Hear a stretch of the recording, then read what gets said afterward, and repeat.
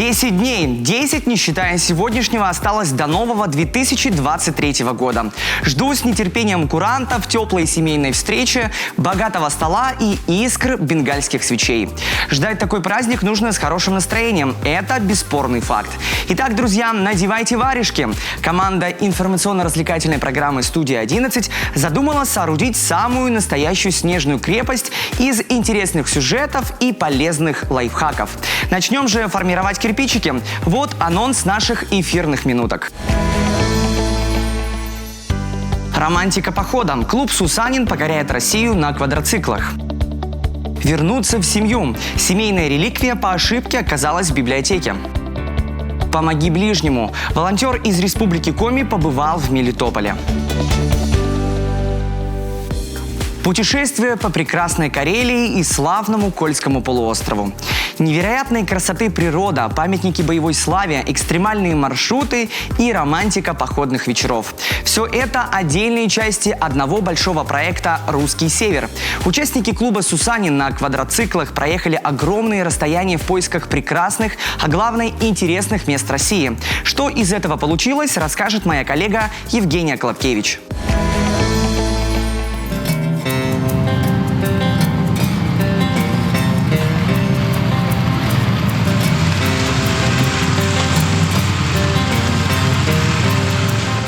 Сухана – крупнейшая река Вологодской области. С нее любители экстремальных маршрутов и начинают свое путешествие. Эта водная артерия, пожалуй, одна из самых необычных в России. Сухана течет в двух направлениях, часто меняет берега, а ее бассейн включает 400 притоков и 6000 ручьев. Изумление вызывают не только масштабы речной стихии, но и здешние красоты. Скалистые берега, ярко-зеленый северный лес и бездонное небо. Преодолев пороги речного гиганта, квадроциклисты не упускают возможности заночевать на лоне природы. Я сразу кричу, что я иду готовить мясо для того, чтобы не раскладывать палатки. А ребята начинают раскладывать шатер, ставить палатки и все остальное. Наши боевые спутницы начинают сооружать там что-то к основному блюду. Ну и, соответственно, там палатки, стулья, столы, все это раскладываешь. Костер кто-то разжигает, кто-то занимается заготовкой дров. Исследовать северные просторы квадроклуб «Сусанин» отправился в июле. 7 человек выехали из Республики Коми на автомобилях с прицепами. В них главные покорители бездорожья – квадроциклы.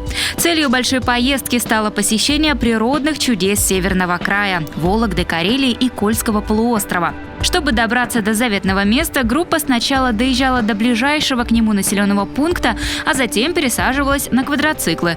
Взяв запас бензина и все необходимое для разбивки лагеря, путешественники двигались дальше, но уже по труднопроходимой местности.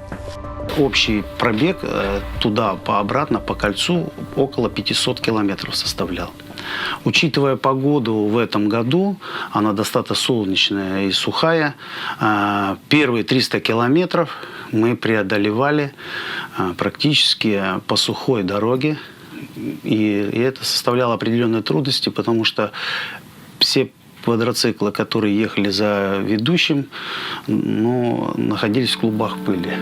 Ухабы, заросли деревьев, пороги рек и другие дорожные испытания – все это привлекало квадротуристов не меньше, чем конечная цель пути. Исследовав Сухану, любители экстрима отправились в заповедный край лесов и озер Республику Карелию. Первым делом походный лагерь квадротуристы разбили на берегу Онежского озера. Местный Бродвей, ребята. Куча народу. Вот я с двумя девушками. Нам повезло, погода спугнула отдыхающих частично. Есть на Онежском побережье культовое место – Бесов нос – каменный полуостров с загадочными наскальными рисунками или петроглифами. Оставить его без внимания клуб «Сусанин», конечно же, не мог. Мистические рисунки датируются примерно 4-3 тысячелетием до нашей эры. Наконец-то мы нашли первые реальные петроглифы. Смотрите, это одноногие динозавры. Лебеди. Кто-то говорит, что это лебеди. Вот, посмотрите. В Впрочем, самым мистическим местом в Карелии принято считать гору Ватаваара. Туда-то свой путь и направил квадродесант на следующий день. Ватаваара не входит в массовые туристические маршруты, а между тем это место хранит в себе множество тайн и рождает массу гипотез. Здесь огромное количество сейдов, уходящая в небо каменная лестница, гигантские валуны и причудливой формы иссохшие деревья. Путь к загадочной горе выдался не быстрым, медленно, но верно. Мощные колеса квадроциклов преодолевали грязь и глубокие ухабы. На высоте 360 метров путешественники обнаружили специально обустроенное для привала место. Здесь и разбили лагерь. Дальнейшие 70 метров в высоту до вершины Ватаваары пришлось идти пешком. Алена, Володя, посмотрите на меня. Они сделали, устали, но это приятная усталость. Если бы не пыль, вообще шикардос было бы.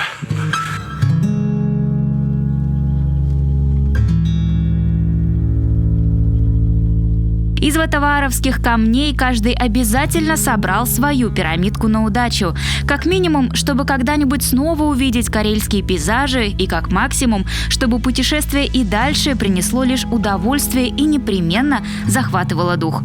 Ну а по курсу сразу после Карелии был Кольский полуостров. Что интересного увидели участники квадродвижения там, мы расскажем в нашем следующем сюжете.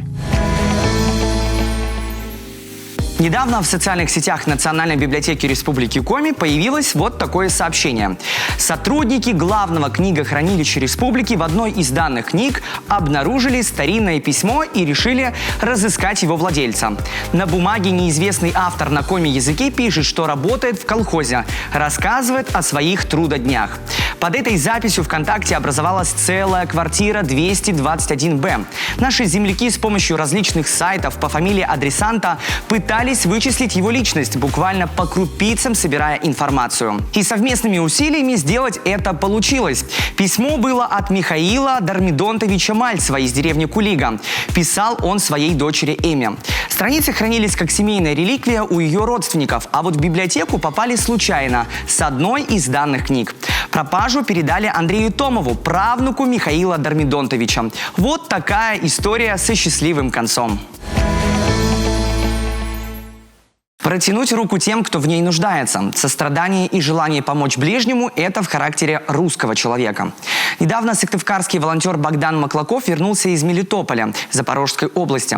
Туда он ездил в рамках гуманитарной миссии. О том, как прошла поездка, он нам расскажет прямо сейчас. Богдан, добрый день. Здравствуйте. Как долго ты был, Богдан, вот в Запорожской области? В Запорожской области я пробыл ровно 2 недели. Как удалось тебе туда попасть? Вот чья была инициатива? Инициатива была полностью моя. Идея вынашивалась еще с конца лета этого года. Как долго ты собирался? Как долго вы ехали до этого места? Вот до Запорожской области? Да, это гуманитарная миссия, которая длится уже с марта. До Запорожья мы ехали сначала до Москвы, а потом на автобусе прямо до Мелитополя. В чем заключалась вот миссия, помощь вот конкретно? Понятно, что вы помогали людям, да, вот более конкретно. В каждой смене выпадает своя миссия. Лично у нашей смены упор делался на адресную гуманитарную помощь. То есть мы развозили людям еду. Также мы работали с заявками людей, сортировали их, консультировали граждан, которые приходят за помощью, проводили мероприятия, ездили на фронт. Это наша миссия. Поэтому я поехал, несмотря ни на что. Знаю, что в Республике Коми, вот не только, вернее, Республика Коми, да, была в качестве поддержки гуманитарной помощи, но и ребята были из других регионов. Вот, если удалось с кем-то там пообщаться, задружиться, какие еще были регионы представлены? Конечно, удалось сдружиться, прям очень хорошо мы с ребятами подружились. Регионы были такие, как Челябинская область, Пермь, Самара, Москва и Коми. Как принимали вот помощь жители Мелитополя? Мы объездили более 1500 адресов. Я не встретил ни одной негативной высказывания в наш адрес. Жители принимают помощь очень хорошо, очень искренне, очень рады ей. Я таких искренних благодарностей еще не видел в своей жизни. Богдан, я от всей команды поздравляю тебя с наступающим Новым годом. Как здорово, что вот у нас есть такие жители Республики Коми. Спасибо, что ты к нам пришел и пообщались. Спасибо за приглашение. Сидеть на шее, вывернуться наизнанку, укусить за локоть. Нет, друзья, я не о всем знакомых фразеологизмах. Это я размышляю о том, насколько гибким нужно быть, чтобы реально смочь это сделать. Но я вам скажу, что к феноменальной растяжке стремиться не нужно. Лучше все делать в меру. Именно об этом направлении с тренером поговорил мой коллега Артемий Барсуков. Кристина, привет. Расскажи, пожалуйста, зачем нам растяжка? Здравствуй, Артемий. Я считаю, что растяжка нужна и важна абсолютно каждому человеку, потому что она помогает в первую очередь привести наши мышцы в тонус, убрать зажимы, убрать блоки, которые возникают при неправильной ходьбе, при сидячем образе жизни, тогда, когда человек нерегулярно выполняет физические нагрузки. Да, вот. Она нужна и важна абсолютно каждому, как и маленьким деткам, так и взрослым. То есть она снимает напряжение, которое накапливается у человека, да, в мышцах? Да, безусловно, за целый день. Хотя бы 2-3 раза в неделю, если каждый человек будет заниматься растяжкой, хотя бы 30 минут, да, то эти тренировки существенно облегчат жизнь, и человек будет чувствовать себя в тонусе. Кто занимается у тебя, есть ли случаи, что вот взрослые люди, прям очень взрослые, пришли, например, никогда не растягивались и вот решили, что им это нужно? Те люди, которые ко мне приходят, они абсолютно разные. У меня есть девочки, да, которым 17-18 лет. Также есть женщины, которым за 40. Вот. И те люди, которые ко мне приходят, они максимально комфортно себя чувствуют. Неважно, ты большой, маленький, высокий, низкий, взрослый, совсем ребенок. Как бы девочки приходят только за одной целью, да, быть здоровой, стать женственной, полюбить свое тело, держать тело в тонусе, и поэтому абсолютно все себя чувствуют комфортно, и, естественно, именно по этому поводу у меня разный контингент людей. Кристина, спасибо большое. Я попрошу тебя показать несколько упражнений, которые вот, лично я могу делать и дома. Ну что, начнем мы с тобой с элементарного дыхания. Вообще, в принципе, 80% успеха в растяжке зависит от правильного дыхания. Если мы с тобой правильно дышим, да, и выполняем движения на выдохе, соответственно, наши мышцы могут расслабиться, и, соответственно, они могут растянуться. Вдох, вытягиваем себя, и выдох ртом.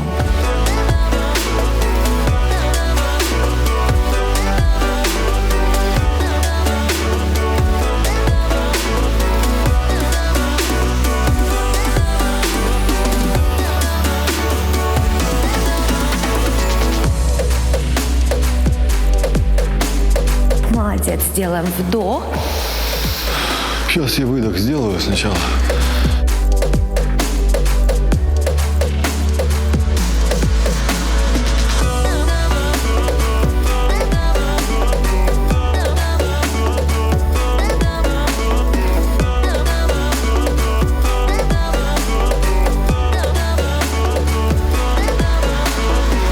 Ну, как ты себя чувствуешь? Больно. Больно? Ага. Зато будет потом очень круто.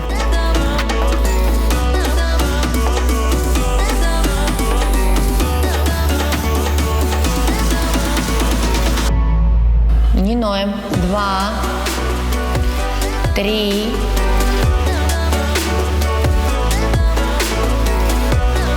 Я даже немножечко вспотел.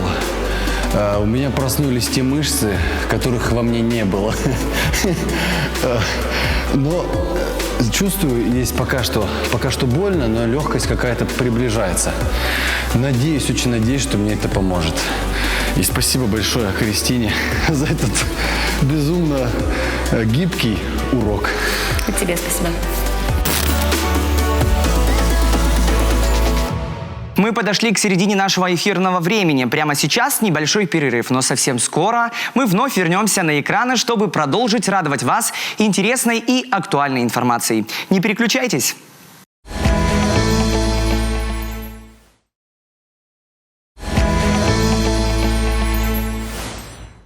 И мы снова с вами. Обещали вернуться на экраны, сделали.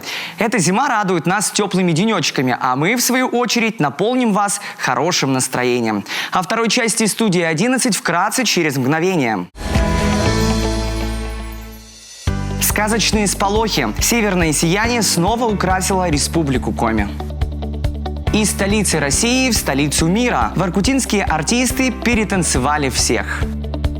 Настроение праздновать. Несколько вариантов проведения главной ночи страны. Как же я люблю поздравлять людей. Они потом в лице меняются, им становится приятно от этих самых добрых слов. И мне, кстати, самому тоже.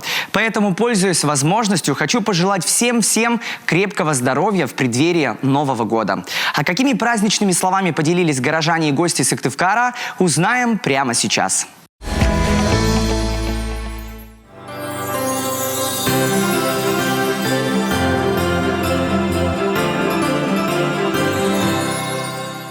Дорогие жители республики, поздравляю вас с наступающим Новым годом.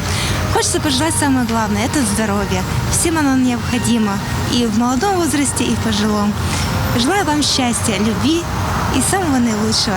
Поздравляю. Счастья, радости, успеха, доброты, уюта, смеха. Все, чего не достает, пусть восполнит Новый год. Хочу поздравить с наступающим Новым годом всех своих близких, всех своих родных, всех своих друзей. Вообще, всем хочу пожелать много счастья, улыбок. Наслаждайтесь каждым моментом своей жизни. Путешествуйте. Не важно, сколько дней в твоей жизни, а важно, сколько жизни в твоих днях. Просто будьте собой, и все будет замечательно. Поздравляем всех с наступающим Новым годом. Желаем вам счастья, здоровья, любви, денег, благополучия и чтобы никто ничем не болел. Сейчас же проблема у нас с этим. Все вирусы пусть уйдут, чтобы все были здоровы. Поздравляю всех жителей Республики Коми, особенно свою тетю. Спасибо ей большое, огромное. Желаю счастья, здоровья в новом году. И много-много всего, что вот загадали, пускай все сбудется. Желаю всем, чтобы было всегда.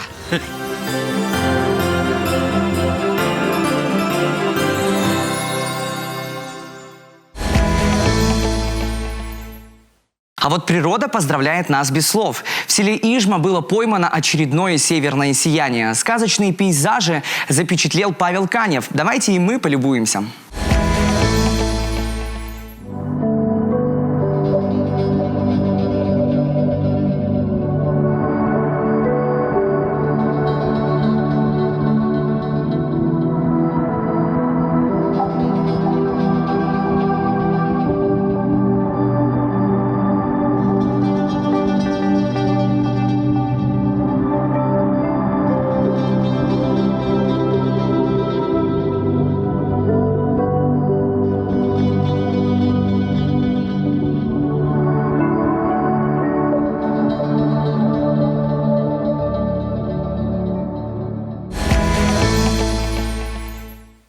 Золото и бронза со всероссийских соревнований Московия-2022 прямиком из столицы России отправилась в столицу мира Воркуту.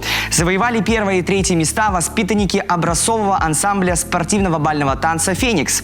Сегодня на связи с нашей студией его руководитель Ирина Мигуля. Ирина, здравствуйте. Здравствуйте. Ну, мы от всей души вас поздравляем с этой победой. И вот сразу же хотим вам задать первый вопрос. Кто же эти ребята, которые сумели показать себя вот так вот шикарно на всероссийских соревнованиях? Эти ребята участники образцового ансамбля спортивного бального танца «Воркута», которые занимаются в этом прекрасном дворце уже много лет. Участники старшей группы нашего ансамбля Полина Шкурат, Смородников Илья, Орлов Максим и Спицына София. Очень хочется верить, что ребята нас сейчас смотрят. Мы вам передаем привет. А вообще вот большая, Ирин, делегация отправилась покорять Москву или же нет? От нашего коллектива поехало 8 человек. Это 4 конкурсные пары. Уже достаточно опытные спортсмены. которые не раз уже принимали участие в соревнованиях как в Республике Коми, так и по России в целом. Большая ли была конкуренция? Конкуренция всегда большая, потому что танцевальный спорт в России очень развит. Но несмотря на нашу удаленность, мы пытаемся соответствовать. И при поддержке нашего дворца и города мы выезжаем на соревнования, повышаем нашу классовость, посещаем мастер-классы своеобразные. Ну, выезжаем на соревнования и спортивные сборы. Какие планы на будущее? Вот поделитесь с нами, с нашей республикой. В ближайшее время у нас состоится чемпионат Республики Коми в город Ухта. Студенческий бал 2022. Вот к нему и готовимся. Ирина, почему вот так важно и регулярно заниматься спортом, выступать, показывать себя вот на таких конкурсах и фестивалях? Турнир спортсмен растет профессионально, физически, выносливо. И это очень важно делать регулярно, чтобы планка мастерства становилась все выше и выше. Ирина, у вас есть уникальная возможность, я считаю, поздравить жителей Республики Коми и гостей с наступающим 2023 Новым годом. Пожалуйста, вам слово. От всей души поздравляю всех жителей Республики Коми. Желаю тепла, добра, света и большого счастья. Ура! С Новым годом! Ирина, спасибо, что вышли с нами на связь. Желаю удачи и с Новым годом. Вам спасибо. До свидания. Как Новый год встретишь, верно, так его и проведешь, гласит всем знакомая мудрость. Потому настоятельно рекомендуем встретить его с распростертыми объятиями. Главное, не пускать празднование на самотек. Нужно брать ситуацию в свои руки и устроить кое-что зажигательное. Несколько идей есть в нашем следующем материале. Очень важно создать правильное праздничное настроение за новогодним столом. Для начала предлагаю вам подвести итоги года. Для этого предложите вашим гостям поиграть в игру «В этом году я впервые». Продолжение этой фразы напишите на бумажках, которые вы сложите в праздничный новогодний мешочек. Пусть каждый гость достает по одной бумажке и продолжит начатую фразу. Например, в этом году я впервые поехал и рассказывает, куда же он поехал. Или в этом году я впервые приобрел и рассказывает о своей главной покупке этого года. Еще можно провести викторину по важным событиям прошедшего года в вашей семье, в Республике Коми, в стране, а может быть и целом в мире. Также можно провести викторину, связанную с символом уходящего либо будущего года. Устройте застольный песенный баттл, поделив условно стол на 2 команды. Пусть каждая команда по очереди вспоминает и поет песни, связанные с Новым годом, Рождеством и всей зимней тематикой. Еще один вариант – сделать новогодние фанты. Заранее напишите их на бумажках, разрежьте и затем поместите их на вашу праздничную елку. Пусть в течение всех новогодних праздников те гости, которые будут приходить к вам, снимают по одному фанту с вашей елочки и выполняют написанные задания. Например, нарисовать елочку, держа карандаш в зубах. Или же выпить свой напиток из блюдца без использования рук. Вариантов может быть очень много. Для этого вам в помощь интернет. Пусть этот вторник будет ярким и запоминающимся, а я надеюсь, что наша программа внесла свою лепту в его позитивное формирование. В эфире была программа «Студия 11». Меня зовут Андрей Кабишев. Пока!